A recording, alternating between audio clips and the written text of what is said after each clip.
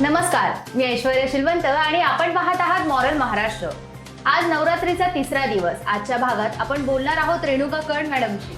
आपण काल बोललो होतो मनीषा चौधरी मॅडमशी, ज्या की पर्यावरण प्रेमी आहेत। आज आपण रेणुका मॅडमशी बोलणार आहोत। रेणुका मॅडम सायबर क्राईमच्या स्पेशलिस्ट आहेत, सोबतच स्त्री शक्तीचा अभ्यासक आहेत आणि त्याचबरोबर एक अभिमानास्पद गोष्ट सांगायची झाली तर LGBTQ म्हणजे ट्रान्सजेंडरसाठी त्या कार्यरत आहेत। नमस्कार मॅडम। नमस्कार।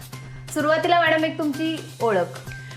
माझं नाव रेणुका कर्ण आहे। माझं शिक्षण जर म्हणाल तर मास्टर ऑफ सोशल वर्क झालं आणि कामाचं स्वरूप किंवा कामाची सुरुवात जर झाली तर माझ्या पासआउट नंतर म्हणजे मास्टर झाल्यानंतर लगेचच कामाची सुरुवात झाली।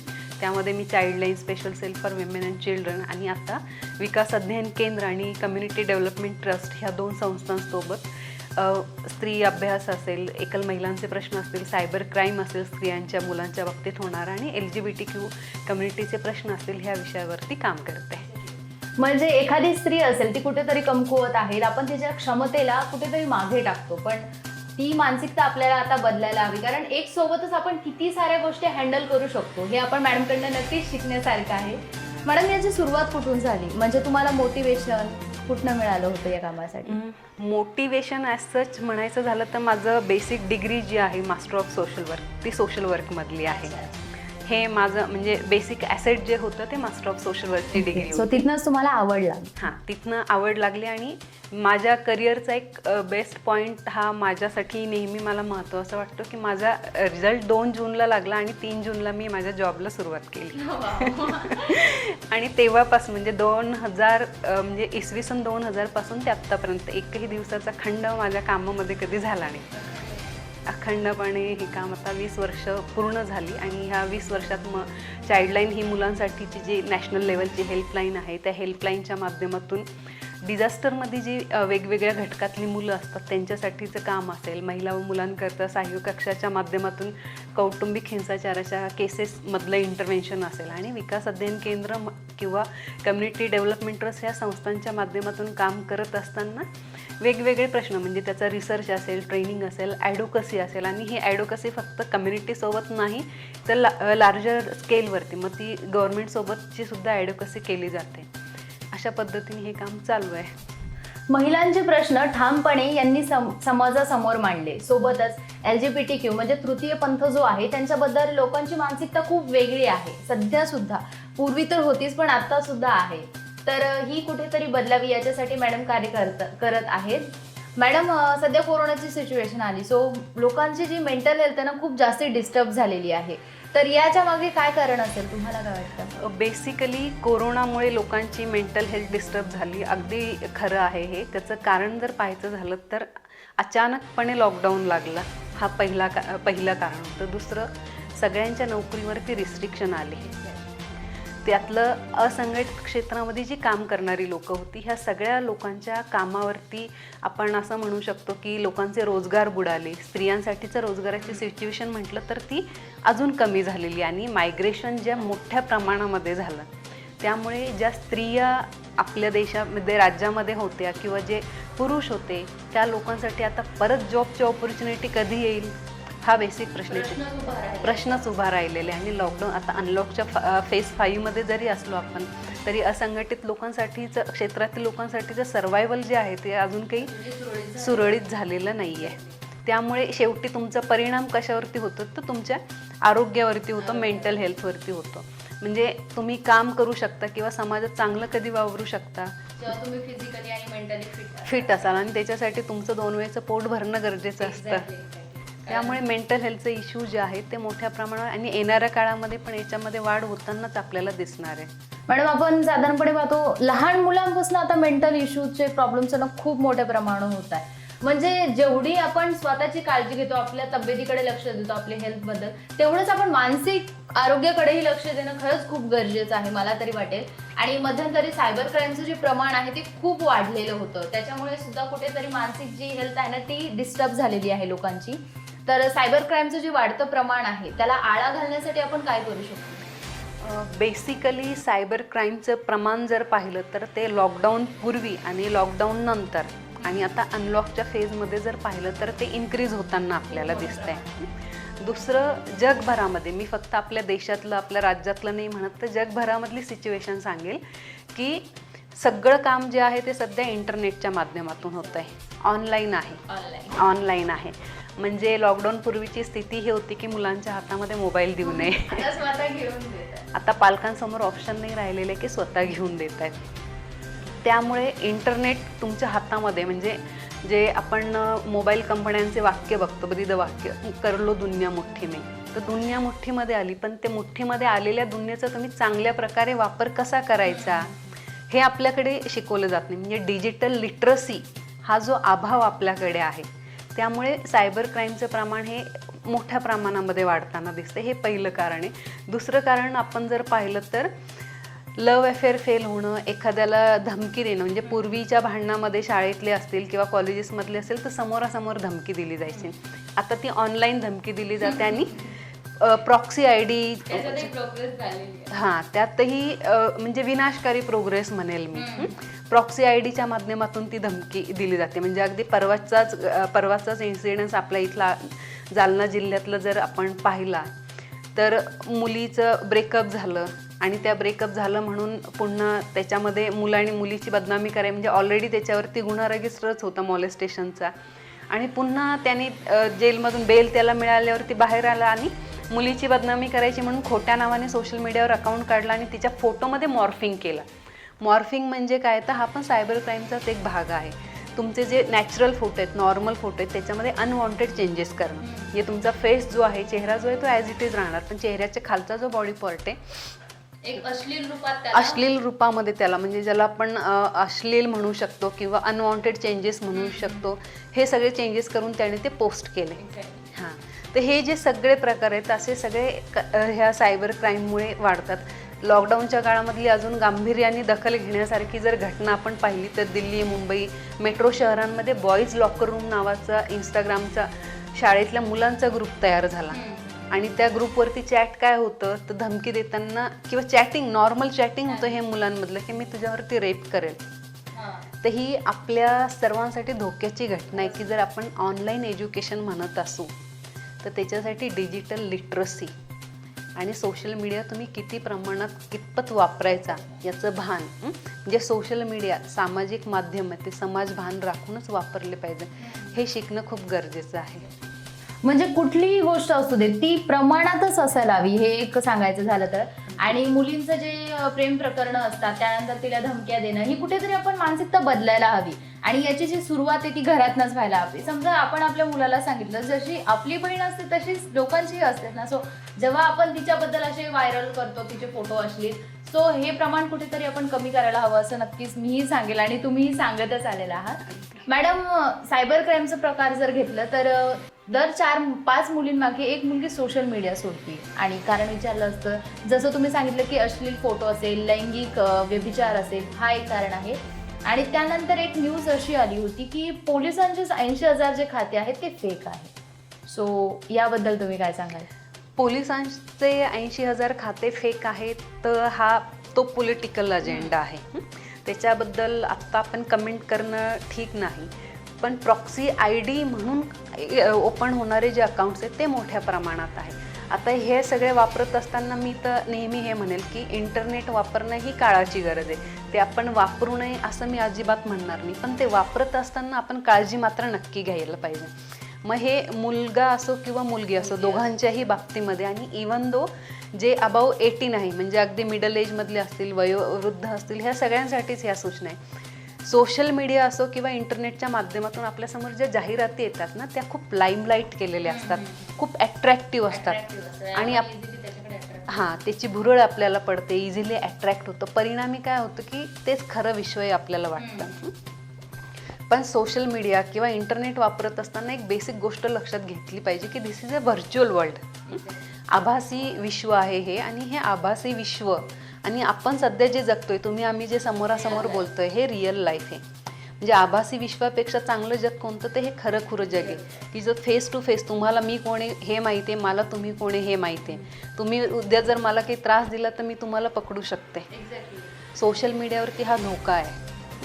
तुमच्या बऱ्याच वेळेला म्हणजे 99% केसेसमध्ये सोशल मीडियामधून ज्या काही व्हायलन्स घडतात किंवा सायबर क्राईम घडतात त्यावेळेस खूप सगळ्या मुलींच्या बाबतीमध्ये मुलांच्या बाबतीमध्ये हे घडतं. जेव्हा केसमध्ये इंट्रोगेशन केलं जातं, पोलिसांच्या माध्यमातून इंटरव्हेन्शन केलं जातं, त्यावेळेस त्या मुलीला किंवा त्या व्यक्तीला माहितीच नसतं की आपण ज्याच्यासमोर हे सगळं बोलत होतो तोच खरा कल्प्रिट आहे. म्हणून हा एक याच्यामधला धोक्याची घटना भाग आहे. म्हणून हे नेहमी आपण लक्षात ठेवलं पाहिजे. आणि सगळ्यात महत्त्वाचे आत्ताच्या तरुण पिढीसमोर, युवा पिढीसमोर एक खूप क्रेज आहे. म्हणजे जे काही व्हर्च्युअली सुंदर दिसतं त्याचं अट्रॅक्शन तर आहेच, पण दुसरं अट्रॅक्शन हे आहे की सोशल मीडियावरती आपले जितके जास्त फ्रेंड्स, माझी फेसबुक वॉल किती जास्त फ्रेंड्सनी आहे भरलेली हे आपण बघतो, याच्याकडे लक्ष हां, देतो. मला आलेले लाईक्स किती आहेत, मला आलेले डिसलाईक्स किती आहेत, याच्याभोवती विश्व गुंतून राहतं आहे. आणि परिणामी ते जग खरं वाटतं आणि आपण त्याच्यामध्ये अडकत जातो आणि पुन्हा मग त्याचे व्हायलन्सचं प्रमाण असेल, क्राईमचं प्रमाण असेल आणि पुन्हा आपले म्हणजे वेळ जी जाती त्या वेळेची तर कधी हानी भरून निघू शकत नाही, पण आपण मेंटली कोलॅप्स होते ह्या सगळ्या घटनातून. हा एक मोठा ट्रॉमा ह्या सगळ्या पिढीसमोर आहे. म्हणजे खरं सांगायचं झालं तर फेसबुक असेल, ट्विटर, इंस्टाग्राम असेल किंवा व्हॉट्सअप असेल, याचं जे आभासी विश्व आहे ना, यातनं आपण कुठेतरी बाहेर यायला हवं. कारण लाईक असेल, शेअर, कमेंट असेल, या ज्या 4 भिंती आहेत ना, या एक आभासी आहे. आपल्याला जर रिअल लाईफ जगायची असेल आणि कुठेतरी सेक्युअर राहायचं असेल तर यामधून बाहेर यायलाच हवं आणि कुठलीही गोष्ट प्रमाणातच वापरायला हवी. सोशल मीडिया असेल, कुठलंही असेल. मॅडम, तुम्ही स्त्री अभ्यासक आहात, तर स्त्रियांसाठी भरपूर प्रमाणात तुम्ही कामही केलं असेल, तर स्त्रियांना काय सांगाल म्हणजे सायबर क्राईम बद्दल?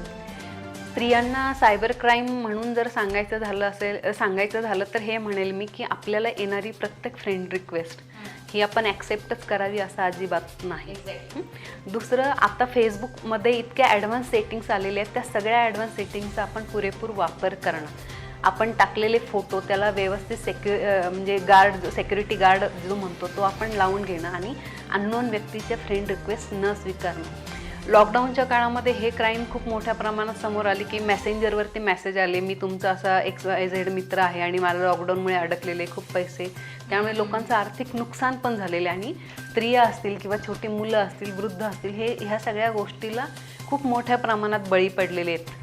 म्हणून आपण वापरत असताना त्याची काळजी, समोरच्या व्यक्तीला जर आपण खरंच पर्सनली ओळखत असू तरच ती फ्रेंड रिक्वेस्ट ॲक्सेप्ट करावी, अन्यथा ती फ्रेंड रिक्वेस्ट ॲक्सेप्ट करू नये. आणि जर आपल्या फेसबुक वॉलवरती आपल्याला वाटलं की एखादी न्यूसेन्स व्हॅल्यू घडती आहे तर फेसबुकमध्ये तुम्हाला त्याच्यामध्ये ऑप्शन्स दिलेले आहे सेटिंग्समध्ये, तुम्ही त्याच्याबद्दल कमेंट करू शकता, तक्रार नोंदवू शकता. म्हणजे कुठलीही गोष्ट आपल्याला जर करायची असेल तर ती आपण काळजीपूर्वक करायला हवी. आणि महिलांच्या बाबतीत असेल तर रिक्वेस्ट तुम्हाला ज्या येतात ना, तुम्ही एकदा बघा ना ती व्यक्ती कोण आहे. आणि बऱ्याच वेळा असंही होतं की मुलं मुलींच्या नावाने अकाउंट्स ओपन करतात. एखादा मुलीचा फोटो तिथे पोस्ट केलेला असतो, आपल्याला असं वाटतं की मुलगीच आहे बाबा, पण बोलून माझ्या बाबतीतही तसं झालेलं आहे आणि बोलल्यानंतर समजतं की तो मुलगा आहे.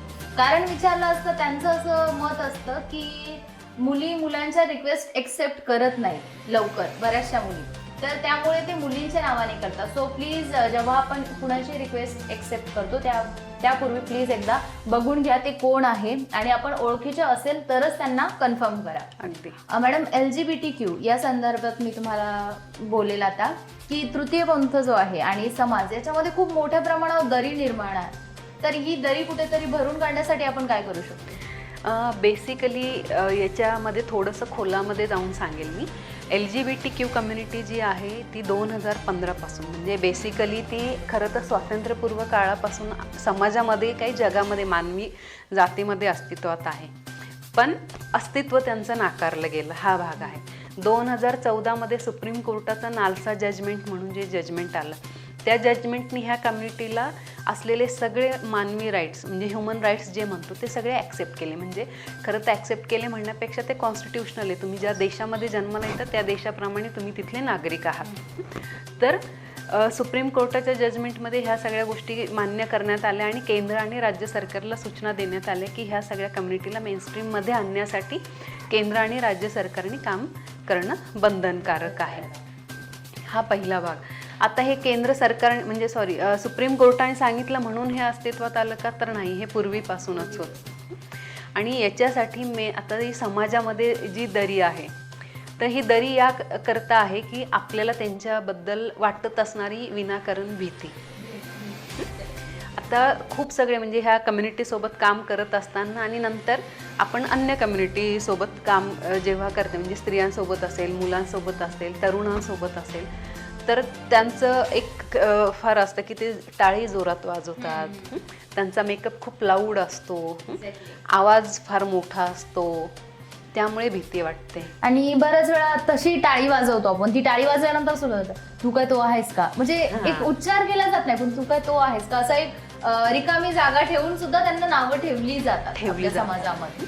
पण ही गोष्ट खूप गरजेची आहे समजून घेणं की ट्रान्सजेंडर कम्युनिटी किंवा तृतीयपंथी कम्युनिटी हे त्यांचं स्वतःचं कल्चर आहे, एक त्यांचं अस्तित्व आहे. त्यामुळे त्याच्या आणि आम्ही पण तर कधीतरी प्रसंगानिमित्त लाऊड मेकअप करतो ना, आणि आता ते कायमच करतात असं काही जणांची टीका टिप्पणी असते. काही जण म्हणतात तर का करतात, कारण तुम्ही म्हणजे कधी त्यांच्याशी बोलून बघा, त्यांचं म्हणणं सॉफ्ट बोलतात आणि तुम्ही त्यांच्याशी बोलावं, त्यांच्याकडे पाहावं, याच्यासाठी ह्या सगळ्या गोष्टी असतात.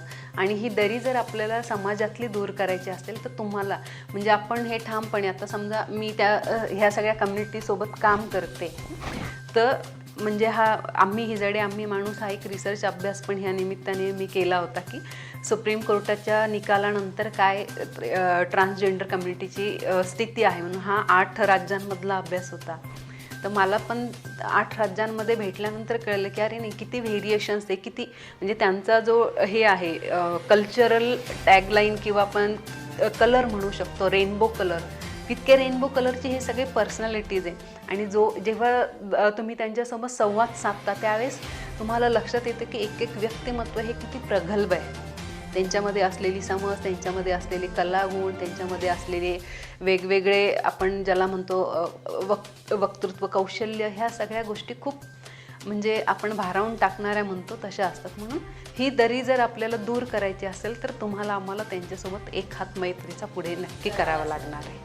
एक्झॅक्टली. कुठलीही व्यक्ती एखादं भडक काम असेल किंवा लाऊडनेस तेव्हाच क्रिएट करते जेव्हा आपण तिच्याकडे लक्ष देत नसतो, तिला इग्नोर करतो. त्याच्यासाठी ती आपल्याला अट्रॅक्ट करण्यासाठी या सर्व गोष्टी करत असते. त्यांच्या मेकअपच्या बाबतीत असेल, त्यांच्या टाळ्यांच्या बाबतीत असेल, आणि सोबतच त्यांचं एक अस्तित्व आहे. आणि ट्रान्सजेंडर असणं हा काही गुन्हा नाही, हा नैसर्गिक एक आहे. आणि आम्ही याला नक्कीच स्वीकारायला हवं. आणि त्यांच्या बोलण्यातील सॉफ्टनेसपणा असेल किंवा त्यांची वागण्या बोलण्याची पद्धत असेल, तुम्ही जेव्हा जवळून त्यांच्याशी बोलाल, संवाद साधाल, तेव्हा तुम्हालाही कळेल की ते तुमच्या माझ्यातलेच आहेत. म्हणजे जितका त्रास ठेच लागल्यानंतर तुम्हाला होईल तेवढाच त्यांनाही होतो. अगदी. एक्झॅक्टली.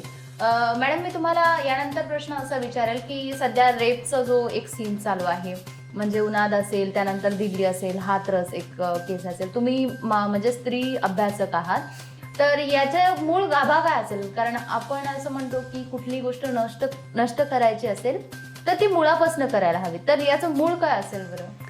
पहिली गोष्ट तुम्ही हे म्हणाल ही पुरुषसत्ताक पद्धती आहे. दुसरी गोष्ट, याला नष्ट करायचं असेल तर हे नष्ट कधी होईल? जेव्हा आपण जेंडर किंवा लिंग समभाव म्हणतो, हे मूल्य रुजव. आता ही मूल्य कुणामध्ये रुजवायची? तर म्हणजे मी माझा अनुभव सांगायचा झाला तर गेल्या 20-1 वर्षामध्ये हे मुलींना शिकवलं पाहिजे, ह्या गोष्टी स्त्रियांना सांगितल्या पाहिजे, स्त्रियांना कायदेविषयक ज्ञान असलं पाहिजे. पण नाही, आता हे मुलांना सुद्धा सांगितलं पाहिजे. तिच्यासाठी तो तयार होणं, तो समाजामध्ये जर तो लहानाचा मोठा होत असताना घरामध्ये आईला वडील मारतानाच पाहिलं तर तो तीच भावना घेऊन मोठा होणार आहे. तो जर समाजामध्ये शाळेमध्ये वावरत असताना आपल्या मोठ्या भावाने किंवा शेजारच्या एखाद्या मुलाने दुसऱ्या मुलीला छेडलेलं पाहिलं आणि पुन्हा त्याचीच फुशारकी मारत फिरत असला तर हीच भावना घेऊन तो मोठं होणार आहे. म्हणून तुमच्या घरामध्ये समानता इस्टॅब्लिश होण्यासाठी तुम्हाला तिच्यासाठी त्याला शिकवणं गरजेचं आहे. एक्झॅक्टली. म्हणजे जर आपल्याला समाजात बदल घडवायचा असेल तर स्वतःपासून किंवा आपल्या घरापासून कुठेतरी आपण सुरुवात करायला हवी.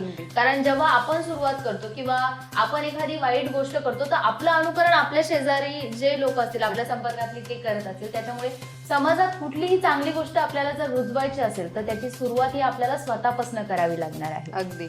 मॅडम आता मी यानंतर तुम्हाला असं विचारेल की स्त्री ही पुरुषाच्या खांद्याला खांदा लावून काम करते असं म्हटलं जातं, ठीक आहे, बट जी ॲक्च्युअल सिच्युएशन आहे ना किंवा मग एक रिअल वर्ल्डमध्ये हे असं अजून सुद्धा दिसून येत नाही मॅडम, त्याच्या मागे काय कारण असेल बरं?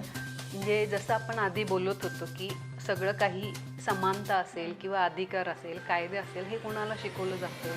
तर मुलींना शिकवलं जातं. आणि हे दिसून येत नाही, हे तर तुम्ही दिसून येत नाही म्हणता, मी म्हणेल की हे अत्यंत कमी प्रमाणामध्ये दिसून येतं. म्हणजे एक विशिष्ट घटक जो आहे त्या घटकामध्ये हे दिसून येतं, पण ते मर्यादित स्वरूपामध्ये दिसून येतं. सरसगट सर्व समाजामध्ये ते दिसून येण्यासाठी त्याच्यासाठीची आपण ज्याला म्हणतो मोठ्या प्रमाणावरती कॅम्पेन असेल, किंवा मुवमेंट असेल, मोहीम असेल, ती राबवावी लागणार आहे. आणि जोपर्यंत आपण स्त्रियांचे मानवी हक्क किंवा स्त्रियांना एक मानव म्हणून बघत नाही, तोपर्यंत ह्या सगळ्या गोष्टी ज्या आहे त्या चालूच राहतील. आणि हे शेवटी जर पाहिलं तर नेमकं काय आहे, तर हे पॉवर स्ट्रक्चर आहे. म्हणजे बळी तो कानफेड, ज्याच्या हातामध्ये सत्ता येतो तो पॉवरफुल होतो, आणि त्याच्यापेक्षा जो गरीब आहे किंवा दबलेला आहे त्याचं कायम हे शोषणच होताना आपल्याला दिसून येतं. बऱ्याच वेळा आपण स्त्रियांना जर म्हणजे इक्वॅलिटी जर बोलायचं गेलं तर बरेचसे लोक असं म्हणतात की मी तिच्यापेक्षा जास्त सक्षम आहे, एक भाग तो असा, माझ्यामध्ये तिच्यापेक्षा जास्त स्ट्रेंथ आहे. बट तुम्ही एक विचार करा ना, स्त्रियांमध्ये जी सहनशक्ती आहे ती कुणातच नसते. इवन म्हणजे माणसांमध्ये सुद्धा त्याचं प्रमाण खूप कमी आहे, जितकं की स्त्रियांमध्ये सहनशक्ती आहे. ती तुम्ही बघा ऑफिसमध्ये असेल, तिथलं पण जेवढं काही स्ट्रेस असेल ती घेते, आणि बाहेरचे प्रॉब्लेम ती बाहेर सोडून येते. घरात तिचं घर आणि ती दोन्ही इक्वली जर म्हणजे ती हँडल करत असेल तर आपण तिला तितका मान सन्मान द्यायलाही हवा. मॅडम आता स्त्रियांचं हे बलात्काराचं प्रमाण असेल किंवा मग त्यांचं ट्रान्सजेंडर, हे सगळे भाग आलेच, पण सोबतच याच्यासोबत कुठेतरी सायबर क्राईमकडे एक दुर्लक्ष होतं आहे आपलं. जितकं इम्पॉर्टंट बलात्कार असेल किंवा स्त्री सशक्तीकरण असेल, तितकंच इम्पॉर्टंट सायबर क्राईमसुद्धा आहे ना. सो त्याच्याकडे आपण लक्ष द्यायला हवं. अगदी बरोबर आहे ऐश्वर्या. सायबर क्राईम असेल, बलात्काराच्या घटना असतील किंवा स्त्रियांचे अन्य अत्याचाराचे प्रश्न असतील, ह्या सगळ्याच घटना खूप महत्त्वाच्या आहेत. आणि याच्यावरती काम करत असताना की जसं सायबर क्राईमच्या माध्यमातून असेल कुठे, म्हणजे बऱ्याच वेळेला म्हणण्यापेक्षा जर अगदी टक्केवारीमध्ये पण सांगायचं झालं तर 80-90% स्त्रियांना, मुलींना हे वाटतं की आपण जर एखादी घटना झालेली ही कोणाला सांगितलं तर माझी बदनामी होईल. घरी सांगितलं तर घरचे घटना का झाली याच्यावरती फोकस नाही करत, मुलीवरती बंधनं लागतात. मुलींना लग्न झाल्यानंतर काय शिकवलं जातं? लेकरांना सांभाळ, ह्या जे शिकवण आहे, ह्या शिकवण बदलायला पाहिजे. म्हणजे एक अभिव्यक्ती नावाच्या फोरमच्या माध्यमातून वेगवेगळे चर्चासत्र घेत असतो तरुणांसोबत आणि बरेच कम्युनिटीमध्ये सुद्धा. तर एक गोष्ट लक्षात ठेवली पाहिजे की लग्न इंजिनियर झालेल्या, डॉक्टर झालेल्या किंवा अगदी कुठलंही शिक्षण घेतलेल्या मुलीकडून अपेक्षा असते की तिने चांगला स्वयंपाक केला पाहिजे. तिचं लव्ह मॅरेज झालं, म्हणजे लव्ह मॅरेज खरं तर त्याला सेल्फ अरेंज मॅरेज आपण म्हणू शकतो. त्या लग्नामध्ये पण दोघं एकत्र शिकलेले असतात, पण प्रियकर जेव्हा नवरा होतो तेव्हा त्याला पण अपेक्षा असते की मुलीने चांगला स्वयंपाक केला पाहिजे. जर तुझ्या कॉलेजच्या सिलेबसमध्ये तुला स्वयंपाक शिकवलं नाही तर तिला पण शिकवलेला नाही आहे ना. जितका वेळ तू कॉलेजमध्ये असतोस तितका वेळ तीही असते. त्याच्यामुळे ही जबाबदारी दोघांची आहे. आणि ही सुरुवात करण्यासाठी म्हणून घरच्यांची मानसिकता आणि घरापासून त्याची सुरुवात हा खूप महत्त्वाचा भाग आहे याच्यामध्ये. आणि सायबर क्राईम सारख्या घटना असतील तर मी तर हे म्हणेल की याच्यामध्ये खूप सगळ्या लोकांना माहितीच नसते की केस कुठे करायची. अशी घटना म्हणजे मोबाईलवरून खूप मिस कॉल येऊ लागले, न्यूसेन्स मेसेज आले तर काय करायचं, तर आपण हल्ली नंबर ब्लॉक केला जातो. पूर्वी म्हणजे 5-6 वर्षापूर्वी सिम कार्ड चेंज केलं जायचं. पण अशा घटना जर झाल्या तर आपण आपल्या म्हणजे तुम्ही राज्यभरात कुठल्याही शहरामध्ये राहत असाल तर प्रत्येक शहराच्या ठिकाणी, जे शहरात असाल तर पोलीस कमिशनर कार्यालय जे आहे, पोलीस आयुक्तालय जे आहे तिथे, आणि जिल्ह्याच्या ठिकाणी असाल तर पोलीस अधीक्षक कार्यालयामध्ये सायबर सेल सुरू केलेला आहे. त्या ठिकाणी तुम्ही मदत घेऊ शकता. म्हणजे तिथे जाऊन झालेली घटना जर सांगितली तर तात्काळ त्या ठिकाणी आपल्याला रिलीफ जो आहे तो मिळू शकतो. आणि बलात्काराच्या घटना का घडतात, त्या इतक्या मोठ्या प्रमाणात, इतक्या विकृत पद्धतीने आणि इतक्या क्रूर पद्धतीने का घडतात, तर जेव्हा पहिल्यांदा छेडछाडीची एक टॉन्ट पास करण्याची घटना होते तिथेच जर त्याला ब्रेक केलं गेलं तर त्याचं विकृत स्वरूप आपल्या समोर येणार नाही. आणि त्याच्यासाठी म्हणून ज्युडिशरी आणि पोलीस डिपार्टमेंट जे आहे यांचं पण सातत्याने सेन्सिटायझेशन खूप महत्त्वाचं आहे. पोलीस स्टेशनला जर एखादी केस गेली, म्हणजे छेडलं हे म्हटलं तर विनयभंग झाला का, विनयभंग झाला तर बलात्कार झाला का, नाही कुठे हात लावला, काय केलं, असे प्रश्नही विचारले जातात. त्या मुलीलाही कुठेतरी खचल्यासारखं होतं. म्हणून तात्काळ म्हणजे जसं आपण आता एक उदाहरण म्हणून जर सांगायचं झालं की हा कोरोना काळ आहे, हल्ली आपल्याला शिंक आली, थोडासा घसा खोखवला तर आपण लगेच सिनॅरिस्ट घेतो कारण कोरोना होणे. तसंच अत्याचाराच्या बाबतीत पण आहे. आज हात उगारले होते, झापड मारणार नाही कशावरून, म्हणून तो उगारलेला हात खाली करण्यासाठी प्रिव्हेंटिव्ह मेजर्स तुम्हाला करायला लागतील. मग ते बलात्काराच्या बाबतीमध्ये टॉन्ट पास करणं असेल, रस्त्यावरून जाताना छेडछाड झाली असेल त्याला प्रिव्हेन्शन करण्याचं असेल, तर प्रिव्हेन्शन ही खूप महत्त्वाचं आहे. आणि त्याच्यासाठी आणि हे प्रिव्हेन्शन कोणी करायचं तर ऑफकोर्स समाजाचीही तितकी, म्हणजे कुटुंबाची जबाबदारी आहे, समाजाची जबाबदारी आहे, आणि त्याच्यासोबत सायमल्टेनियसली आणि इक्वली जबाबदारी आहे ती शासनाची, धोरणकर्त्यांची. आणि म्हणून सगळ्यांनी मिळून याच्यावरती मोठ्या प्रमाणात काम केलं तर बंद होईल हे तर मी म्हणत नाही, पण प्रमाण कुठे ना कुठे आपल्याला पॉझिटिव्ह आपल्याला दिसू शकतं. एक्झॅक्टली. समजा जर आपल्यावर अशी कुठली परिस्थिती आली, आपल्यावर जर कोणी अत्याचार करत असेल तर तुम्ही फ्रीली सांगा. प्रत्येक शहराच्या ठिकाणी पोलीस आयुक्तालय, सायबर क्राईमचे जे पोलीस आहेत ते तैनात केलेले आहेत. सो जर तुमच्यासोबत असं काही होत असेल तर तुम्ही नक्की तिथे जा, त्यांना फ्रीली सांगा. आणि सोबतच जर कुणी तुम्हाला त्रास देत असेल तर तुम्ही त्याला बोला ना. एक्झॅक्टली. कारण जर ही गोष्ट आज तुमच्यासोबत होईल ना तर उद्या दुसऱ्यांसोबतही होणारच आहे. आणि एखादी घटना घडल्यानंतर तिच्याबद्दल काहीतरी बोलण्यापेक्षा जर सुरुवात होती, आपल्याला दिसतीये ना, तर तिथंच आपण ती रोखण, म्हणजे तिला थांबवणं तिथेच गरजेचं असतं. एक्झॅक्टली. सो मॅडम, जसं तुम्ही आत्ता म्हणालात की कायद्याबद्दल, तर ट्रान्सजेंडर आहे त्यांच्यासाठी एक स्पेशल कायदा आलेला आहे, तर त्याबद्दल थोडंसं. ट्रान्सजेंडरसाठीचा जो कायदा आहे तो तृतीय पंथांचं संरक्षण कायदा 2019 आहे. हा कायदा गेल्या वर्षी आपल्या संसदेमध्ये संमत झाला. ह्या कायद्यामुळे काय होईल तर ट्रान्सजेंडर कम्युनिटी जी आहे, LGBT कम्युनिटी जी आहे ती मेनस्ट्रीममध्ये येण्यासाठी मदत होईल. ह्यामध्ये केलेल्या तरतुदी, अनेक तरतुदी ज्या आहेत त्याच्याबद्दल डिबेट सुरू आहेत. म्हणजे जर समजा माझं जेंडर काय आहे, म्हणजे बाय चॉईस मी जन्माला जरी स्त्री म्हणून आले आणि उद्या मला वाटलं की माझं जे सेक्शुअल ओरिएंटेशन आहे किंवा माझं जेंडर जे आहे ते दुसरं आहे, तर ते मी बदलू शकते. त्याच्यासाठी मला मेडिकली कुठल्या आपण जे म्हणतो सर्जरीमधून किंवा मेडिकल व्हेरिफिकेशनमधून जाण्याची गरज नाही. ह्या ज्या सगळ्या आक्षेपार्ह गोष्टी ह्या कायद्यामध्ये आलेल्या आहेत, त्याच्यासाठी सगळ्या कम्युनिटी जी आहेत, लीडर्स जे आहेत, संघटना जे आहेत, ते आक्षेप नोंदवत आहेत. पण हे मी नक्कीच स्वागत करेल ह्या कायद्याचं याच्यासाठी की 2014 नंतर ट्रान्सजेंडर कम्युनिटी जी आहे ती मेनस्ट्रीममध्ये येण्यासाठी, चर्चेमध्ये आणि सरकार दरबारी त्याची नोंद होण्यासाठी म्हणून हा केंद्र सरकारचा आलेला जो कायदा आहे तो महत्त्वाचा आहे. आणि दुसरं याच्यामधला सगळ्यात महत्त्वाचा भाग की आपल्या राज्यामध्ये म्हणजे महाराष्ट्र सरकारकडून 9 जून रोजी, ह्या जून 2020 रोजी तृतीय पंथांसाठी जे ट्रान्सजेंडर वेलफेअर बोर्ड आहे, जे नालसा जजमेंटमध्ये सांगितलं गेलं होतं, त्या ट्रान्सजेंडर वेलफेअर बोर्डाची सुद्धा स्थापना झालेली आहे. अगदी अगदी. मॅडम, सध्या लक्ष्मी बॉम्ब जो मूवी येणार आहे तो ट्रान्सजेंडर संदर्भातच आहे, तर त्याबद्दल तुमची काय प्रतिक्रिया आहे? बेसिकली लक्ष्मी बॉम्ब हा जो मूवी आहे ट्रान्सजेंडरबद्दल, तर तो अगदी असे खूप सगळे मूवी यायला पाहिजे जेणेकरून ह्या जे ट्रान्सजेंडर किंवा LGBTQ कम्युनिटी आहे ती मेनस्ट्रीममध्ये येण्यासाठी, तुम्हाला आम्हाला समजून घेण्यासाठी खूप महत्त्वाची आहे. लक्ष्मी बॉम्बच्या अगोदरसुद्धा आपल्याकडे एक मूवी आलेली होती शबनम मौसी म्हणून.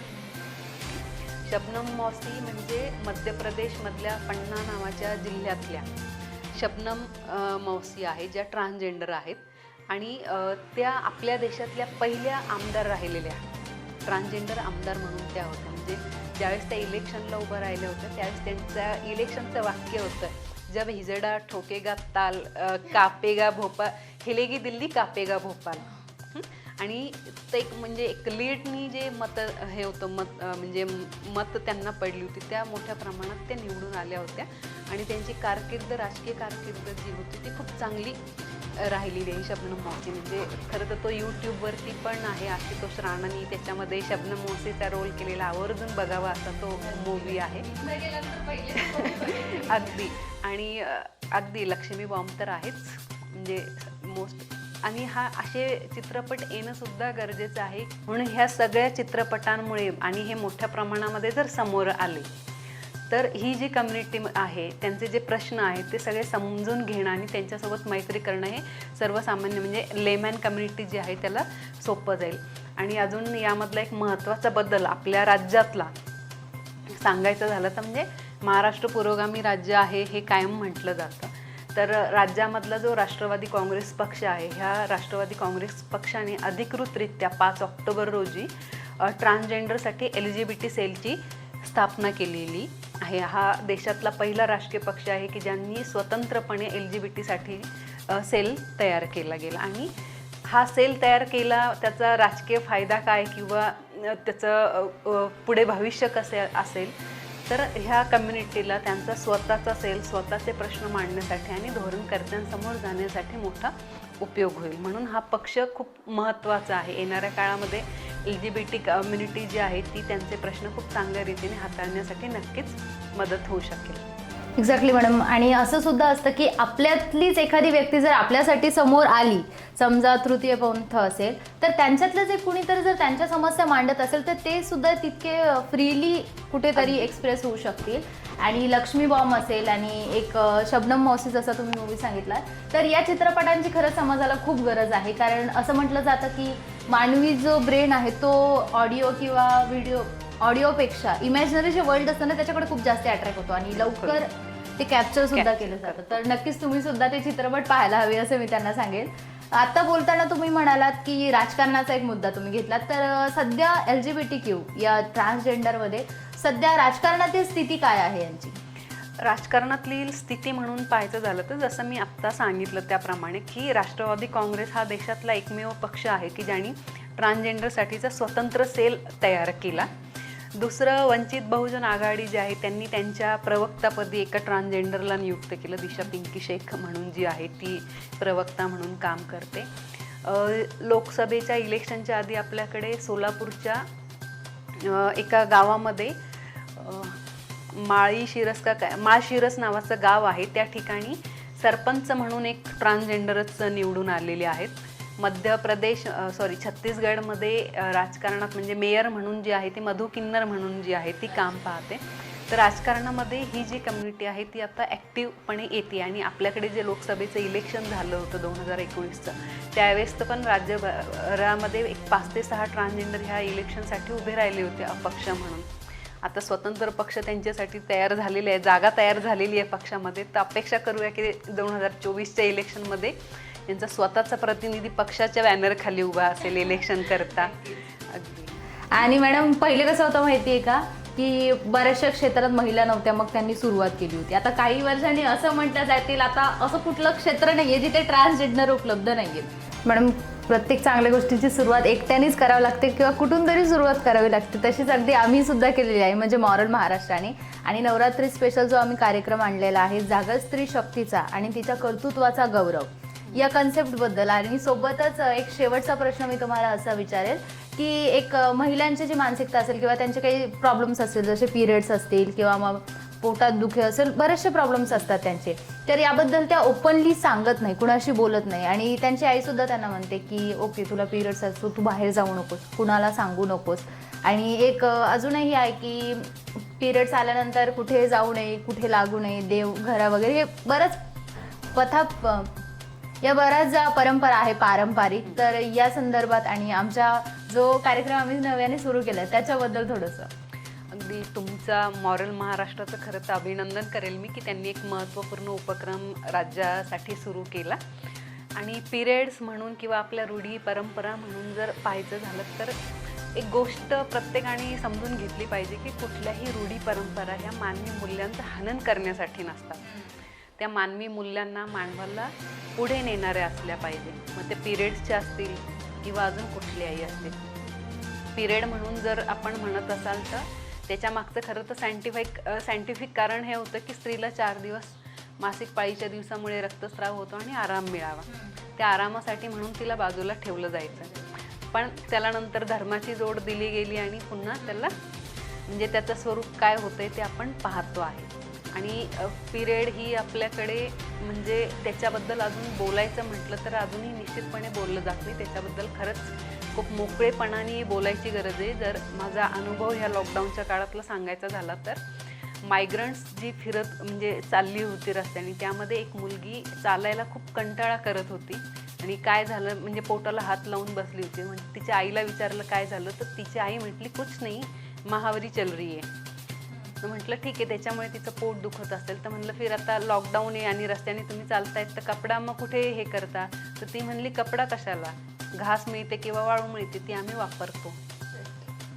तर हे जे विदारकता आहे तर ती विदारकता म्हणजे आम्ही खूप नशीबवान आहोत की आपल्याला किमान कपडा, किमान पॅड तो आपल्याला मिळतो आहे. आणि एक वर्ग समाजामधला इतका मोठा आहे की जिथे वाळू किंवा गवत जे आहे त्याचा उपयोग केला जातो. म्हणून याच्यावरती मोठ्या प्रमाणामध्ये बोलणं आणि साधनं उपलब्ध करून देणं ही खूप गरजेची गोष्ट आहे. म्हणून हा जागर स्त्री शक्तीचा जो आहे तो सर्वांगाने जागर होणं गरजेचं आहे. ना की फक्त नवरात्रीचे 9 दिवस, ना की फक्त महिला दिन. महिला दिन फक्त 8 मार्च किंवा 3 जानेवारी नसतो, सावित्रीबाई फुलेंच्या जन्मतिथीच्या दिवशी नसतो, तो दररोजच असला पाहिजे. तरच ह्या गोष्टी ज्या आहे समाजामध्ये जे भेदभावाची दरी आहे ती दूर होण्यास मदत होऊ शकते.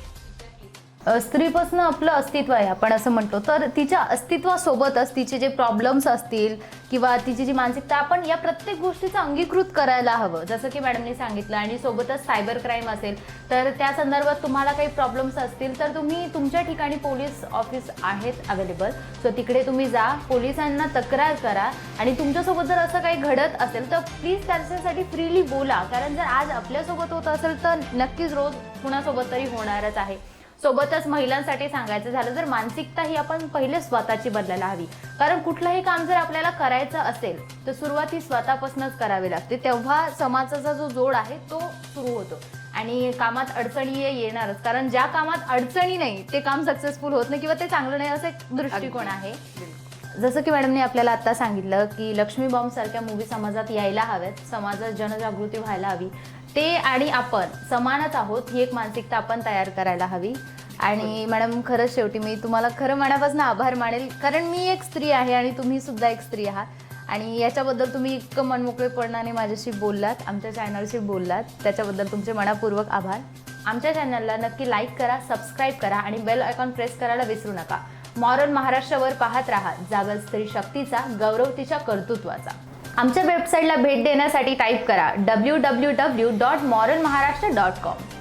तसेच जर तुम्हाला देवीची आरती बघायची असेल तर आमच्या फेसबुक पेजवर तुम्ही लाईव्ह बघू शकता, सकाळी व संध्याकाळी 7:30 वाजता.